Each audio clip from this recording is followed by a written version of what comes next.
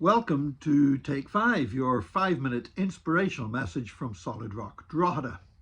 I'm Nick Park, and in this run-up to Christmas, I'm taking us through a series of 5-minute messages. We're looking at the Christmas story in some of the scriptures that we don't normally read in our Christmas carol services. And today, we're in the book of Numbers. And in the book of Numbers, in chapter 24, we read about a chap called Balaam.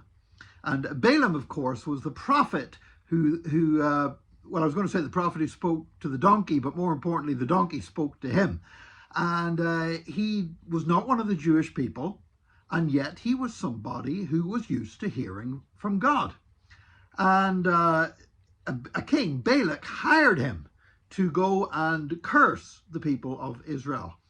Now, Balaam, at first he really wanted this, and God said, don't go, but he kept, please, please, please, please. Eventually God said, yeah, okay, go on. Because I want to tell you this, even when we go our own way, God will still be glorified.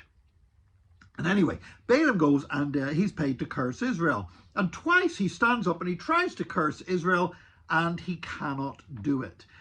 Why? Well, the Bible tells us the Lord turns curses into blessings. So twice he tries to curse Israel, and each time he ends up blessing Israel. And eventually, and he actually, the third time that he does it, it says he spoke not by divination. He didn't use all his magic tricks that he normally used. Just the Spirit of God spoke directly to him. And he said, may those who bless you be blessed, and may those who curse you be cursed. Now, King Balak was fed up with this, and he said to Balaam, you're fired. You know, I'm not going to give you the money I promised you. Go on home. We're finished here. But Balaam then stood up, and he delivered a number of more prophecies, and he prophesied against all different pagan nations how Israel was going to be exalted above all of them and was going to defeat them all. And then during all of that, he said this, a star in Numbers 24:17, a star will come out of Jacob, and a scepter will rise out of Israel.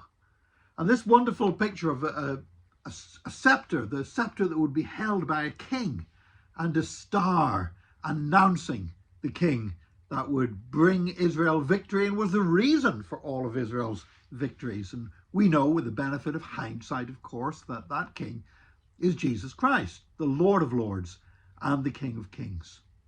Now, somebody somewhere was so impressed by this prophecy of Balaam. It was recorded, of course, in the book of Numbers, but it also ended up being filed away by wise men in the East who looked at what this prophecy said about a scepter, a king, and a star.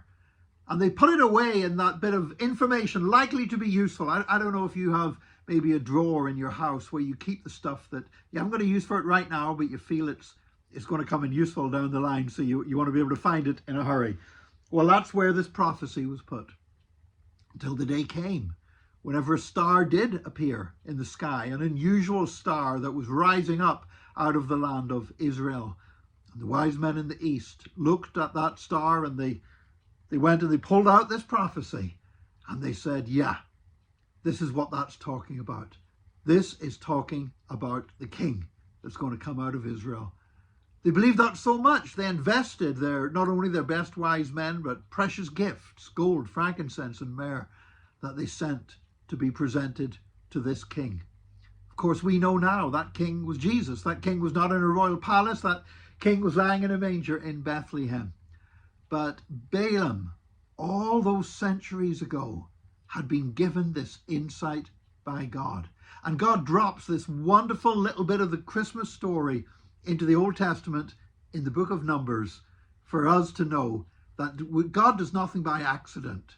God works according to a plan.